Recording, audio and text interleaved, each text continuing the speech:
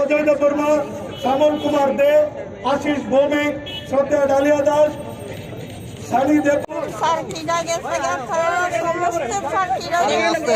চুপ করেন, আজ 5টা বছর ধরে কষ্ট হচ্ছে, আর কোনো সহ্য হয় না। এলে গুলি করে আমার মায়েরা, বাবা গুলি করে মায়েরা, আমি 5টা বছর ধরে কষ্ট করতেছি। না ভাত না খায়, পানি না তিলে ভরা না খুলতে না, এরকম অবস্থা চলছি আমার। গুলি ঘিরা আমি আর খুঁজতে চাই না, তোর দেখে আমি কি হিরা তাই রে বাবা, বাবা কি হিরা তাই, হিরা তাই রে বাবা। আমি কেমনে রাখি ফুটে পাইতাই না, আর না হরে কাম না হরে বাপ, এর অবস্থা দিন রাত ফেরতাছি। 5টা বছর একদিন না, কত সহ্য করো বাবা। তো না মারে মারে বাবা, আমি যেমন রান্না দিই নালে বুতে চারিয়ে দিয়ে দাও তো বাঁচলাম। ও দূরা আবেদন করি, আবেদনটা চাই বাবা, ওই ঠিক করে। আপনার কি ডিমান্ড? চাকরির দরকার, সমস্ত চাকরির দরকার, সমস্ত মা ওই অন্তরে করতেছে, কিতা করতাম কম। আপনার বয়স কত? বয়স 90। লতা লতা বেঁচে বেঁচে বইয়া থেকে কালী মন্দিরে আমার ফটো তুলে তুলে নেয়, আমি করি এরকম ব্যবসা আছি। আমাদের দেখুন কেউ বাদ নাই, ফটো পর্যন্ত তুলে নেয়, আমি বইয়া থাকি। হ্যাঁ, নাম কুঞ্জলতা সরকার, তাইলের নাম বসন্ত সরকার, নাচের নাম। আমরা সরকারের চাকরিটা 10,323 চাকরিটা বাঁচানোর লাগে আমরা আজকে এনে সমবেত হয়েছি। সব চাকরিটা বাঁচানোর লাগে, ছেলে ভাইয়ের চাকরিটা বাঁচানোর লাগে। আপনাদের দাবি কি থাকবে সরকারের কাছে? চাকরিটা রক্ষা করানোর লাগে।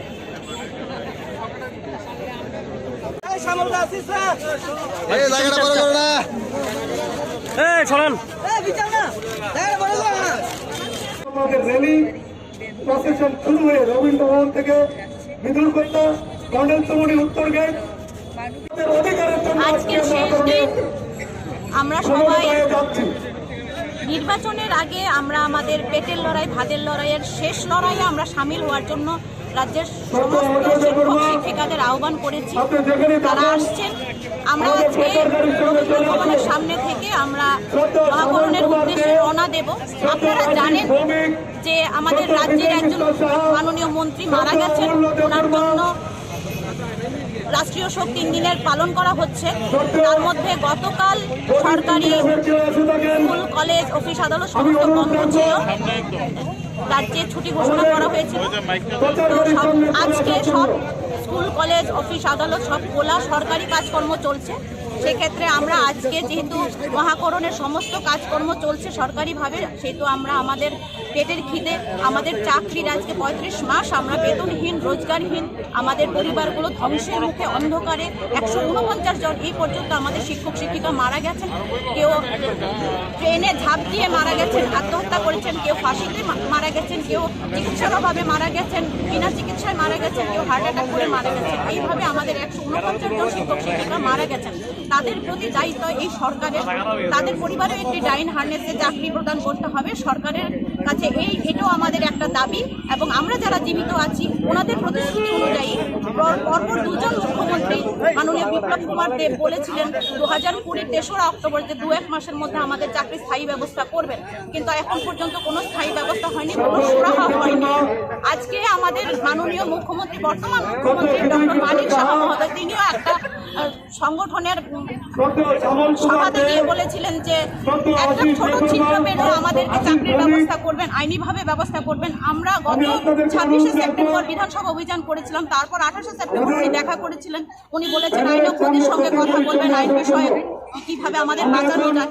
তারপরে প্রথম ফেজে তিনি বসেছিলেন, তারপরে একজন আমাদের থেকে একজন লিগ্যাল অ্যাডভাইজার চেয়েছিলেন, আমরা পাঠিয়েছি, তারপরে কোনো সুরা হলো না, বলেছেন সেকেন্ড ফেজে এখন পর্যন্ত সেকেন্ড ফেজ বসা হয়নি। আমরা এটাই জানতে চাইবো মাননীয় মুখ্যমন্ত্রী মহাশয়ের কাছে যে আমাদের সেকেন্ড ফেজে বসে, যে আপনারা প্রতিশ্রুতি দিয়েছিলেন সেকেন্ড ফেজে বসে আমাদের চাকরির ব্যবস্থা করবেন, আপনারা মানবিক দৃষ্টিকোণ থেকে আমাদের আইনভাবে সমস্ত কিছু মেনে প্রয়োজনে সংবিধান সংশোধন করে আপনারা আমাদের চাকরির ব্যবস্থা করবেন। কিন্তু আজকে নির্বাচন দরগড়ায়, আজকে 14 থেকে 15 দিন বাকি আছে নির্বাচন ঘোষণা হবে, এখন পর্যন্ত আপনাদের মানবিকতা কেন জাগেনি?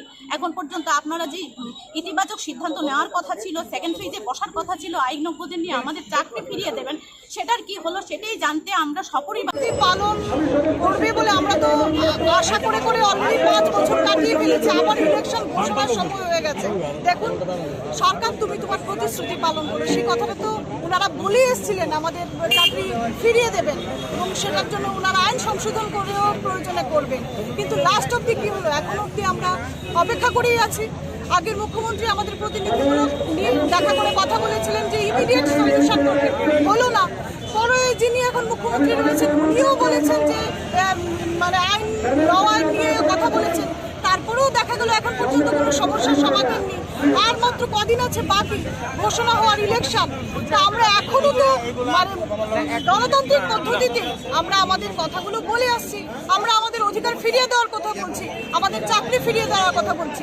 একে একে প্রতিদিন কোনো না কোনো সাব ডিভিশন থেকে খবর আসছে, এক একজন শিক্ষক মারা যাচ্ছেন, পরিবারগুলো ধ্বংস হয়ে যাচ্ছে, আর সরকার নির্বিকার এখন অব্দি নেই। তা আমরা তো আবেদনই করে যাচ্ছি যে সমানে আমরা একের পর এক আবেদন করে গণতান্ত্রিক পদ্ধতিতে আমাদের কথাগুলো বলছি।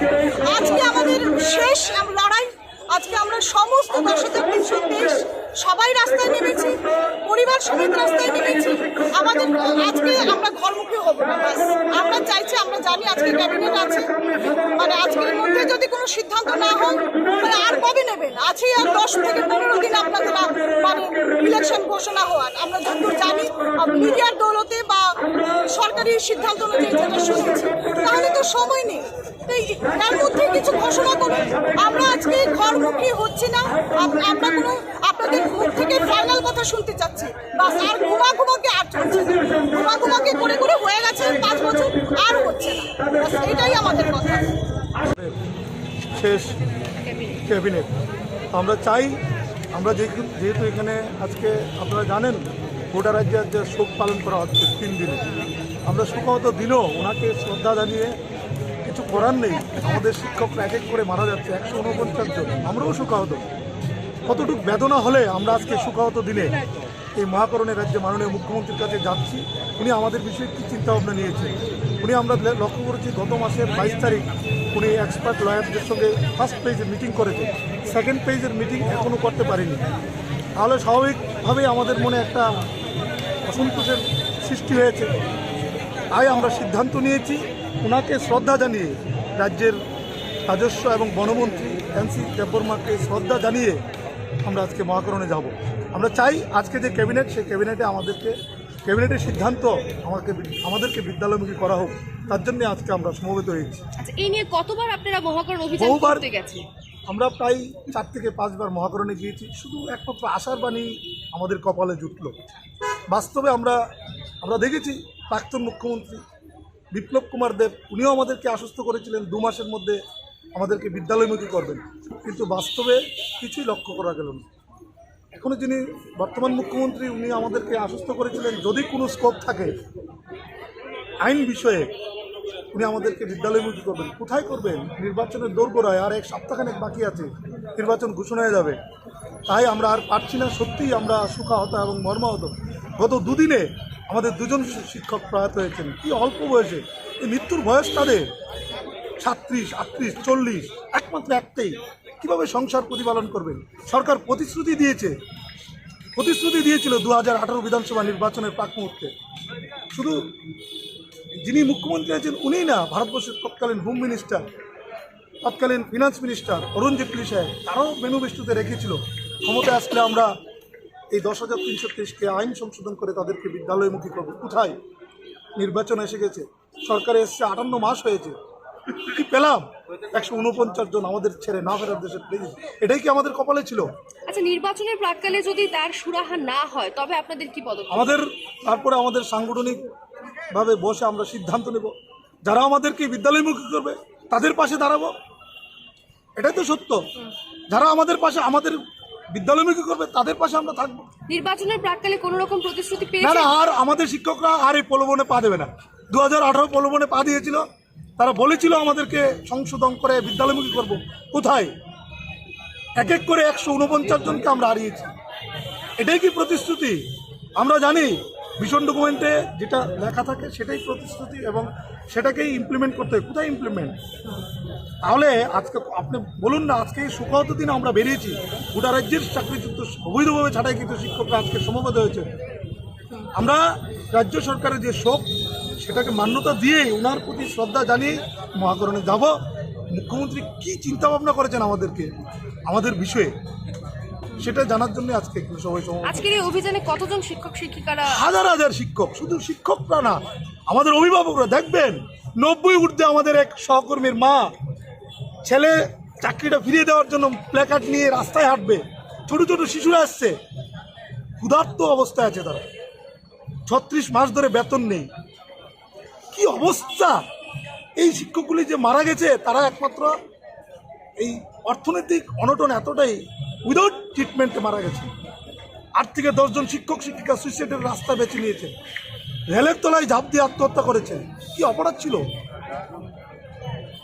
এটাই বলবো আজকের এই শোকাহত দিনে আমাদের মহাকরণ অভিযানের যে প্রোগ্রামটা নিয়েছি তার আগে একটা বিষয় না বললে না হয়। আমরা যৌথ মঞ্চের উদ্যোগে আমাদের রাজ্যের সদ্যপ্রয়াত যিনি মন্ত্রী ছিলেন এনসি দেববর্মা মহোদয়, ওনার প্রয়াণে যৌথ মঞ্চ গভীরভাবে শোক ব্যক্ত করছি। ওনার পরিবার পরিজনদের প্রতি আমরা শ্রদ্ধা জ্ঞাপন করছি। তারপর আজকে আমরা এদিক থেকে মিছিল করে মহাকরণের উদ্দেশ্যে যাব, কারণ আপনারা জানেন রাজ্যের মাননীয় মুখ্যমন্ত্রী একটা ইনিশিয়েটিভ নিয়েছিলেন আমাদের বাঁচানোর জন্য।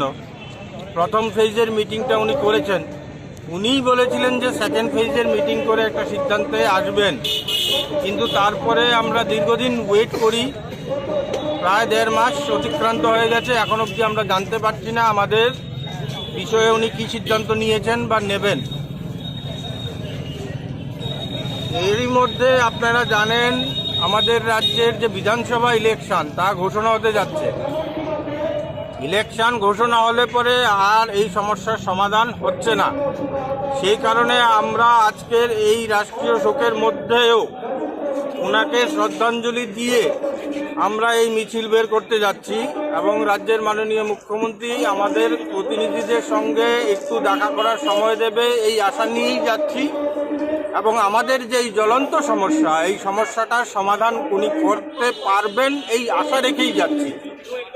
আমরা কেউ এই ধরনের নয় যে আমরা সরকার বিরোধী একটা আন্দোলন করছি, আমরা কিন্তু একটা স্পষ্ট বার্তা দেওয়ার চেষ্টা করছি। যেহেতু রাজ্যের মাননীয় মুখ্যমন্ত্রী একটা ইনিশিয়েটিভ নিয়েছেন, সেই ইনিশিয়েটিভটা যেন ত্বরান্বিত করে আমাদের ইলেকশনের আগেই বাঁচানোর কোনো একটা পথ বা ব্যবস্থা উনি করে দেন, সেই আশা রেখেই আমরা রাজ্যের মাননীয় মুখ্যমন্ত্রীর উদ্দেশ্যে রওনা দিচ্ছি। আমরা আশাবাদী উনি আমাদের পক্ষে পজিটিভ একটা বার্তা আজকে দেবেন।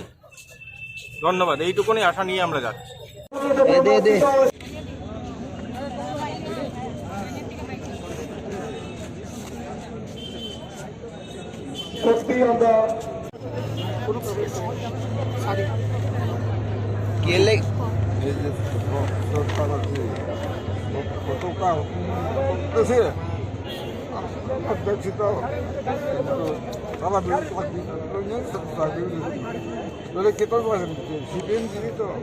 সিপিএম আইয়া তোমার ইয়ে করে দিছে তো বাতিল করিয়া, তাহলে তোমরা জানি না মানিক সাহা ও মুখ্যমন্ত্রী বিপ্লব দেব যে অনেক চেষ্টা করছেন, কিন্তু এই রতন সাহা রতন নাথ সুদীপ ভ্রমণ অবন তোমার চাকরি কেন্দ্রে দিচ্ছে না, তাহলে মানিক সাহা ডক্টরে তৈরি থাকেন, তাহলে তো তারা তো এটা বুঝিয়ে দিই অনেক কথা বুঝিয়ে দেয় না, যদি তুমি যদি চাকরি সিদ্ধান্ত দাও তাহলে আমরা বিজেপির আমরা সবাইকে ফোন দিয়ে করতাম পারি তো কিংবা সঙ্গে সঙ্গে যে মানে ফোন দিয়েই বিজেপির দেন না সরকার রাখবেন না এইভাবে 10,000 না রাখেন ফেল হইতো আমি সবই সাথ দিয়ে দিচ্ছি ঠিক আছে ছেলের চাকরি নাই, শুধু পেনশনের এই মানুষটা পেনশনের উপরে 8টা মানুষ বেঁচে আছে। ওর চাকরিটা ওদের কথা মতো আমার বিশ্বাস, আমি এখনো বিশ্বাস রাখি মাননীয় ত্রিপুরা সরকার ওদের চাকরিটা ফিরিয়ে দেবে। এই আশাটা রেখে সবাইকে আবার নমস্কার জানি। আমি বেশি বলতে পারছি না, শেষ করছি। নমস্কার।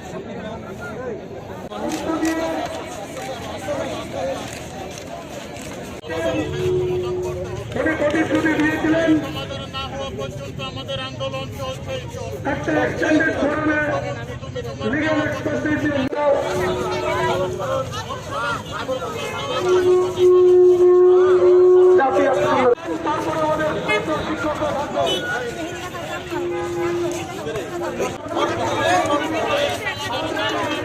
আবু আর বেরিয়ে দাও, বেরিয়ে দাও, বেরিয়ে দাও,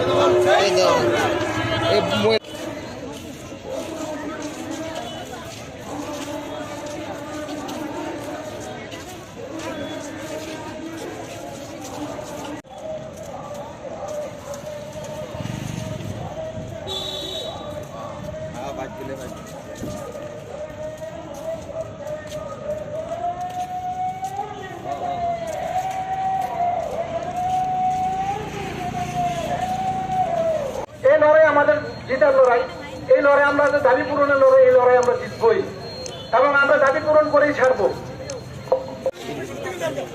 এখনো অবধি আমরা কোনো আশ্বাস পাইনি। আমরা চাইছি, আজকে স্পেশাল ক্যাবিনেট বসেছে, যেহেতু সরকারি কাজকর্ম অ্যাজ ইট ইজ চলছে, আমরা সেই জন্যই আজকে মুখ্যমন্ত্রী মহাশয়ের সঙ্গে দেখা করতে চাই, প্রতিনিধিমূলক দেখা করুন এবং তিনি যে সেকেন্ড ফেজে আইনজ্ঞদের নিয়ে বসে আমাদের চাকরির সুরাহা করার কথা, সেটা কতদূর এগিয়েছেন, সেই বিষয়ে কতটা ইতিবাচক সিদ্ধান্ত ওনারা নিয়েছেন, সেটা আমরা আজকে জানতে চাই। আমরা ওনার সঙ্গে কথা বলতে চাই, উনি আমাদের সঙ্গে প্রতিনিধিমূলক দেখা করুন এবং আমাদের চাকরির বিষয়ে একটা ইতিবাচক সুনির্দিষ্ট সিদ্ধান্ত দিন। এটাই আমরা আজকে এখানে বসে মাননীয় মুখ্যমন্ত্রী ক্যাবিনেটের প্রতি আমরা বার্তা দিচ্ছি যে আজকে আমাদের মহাকরণ অভিযানের উদ্দেশ্য ছিল যে সরকার এবং সরকার প্রধান আমাদের প্রতিশ্রুতিবদ্ধ, তারা আমাদের চাকরির বিষয়ে কতটা ইতিবাচক সিদ্ধান্ত নিয়েছেন, কি সিদ্ধান্ত করেছেন আমরা জানতে চাই। আমরা প্রতিনিধিমূলক ওনার সঙ্গে দেখা করতে চাই এবং ক্যাবিনেটে আজকে আমাদের বিষয়ে একটা ইতিবাচক সিদ্ধান্ত হোক, কারণ আর বিধানসভা নির্বাচনের নির্ঘণ্ট ঘোষণা হবে আর বেশি হলে 14-15-তে। এর আগে যদি আমাদের চাকরি সুরাহা না করেন তাহলে আর সুরাহা হওয়ার কোনো রাস্তা নেই। তাই আমরা মরিয়া হয়ে আজকে রাস্তায় নেমেছি। যতক্ষণ না ঘোষণা দেওয়া হবে, যতক্ষণ মুখ্যমন্ত্রী আমাদেরকে ইতিবাচক সিদ্ধান্ত না দেবেন, পজিটিভ কোনো আমরা সিদ্ধান্ত না পাবো বা মুখ্যমন্ত্রী আমাদের সঙ্গে দেখা না করবে, ততক্ষণ পর্যন্ত আমরা কিন্তু এখানে আছি এবং রাস্তায় থাকবো ততদিন।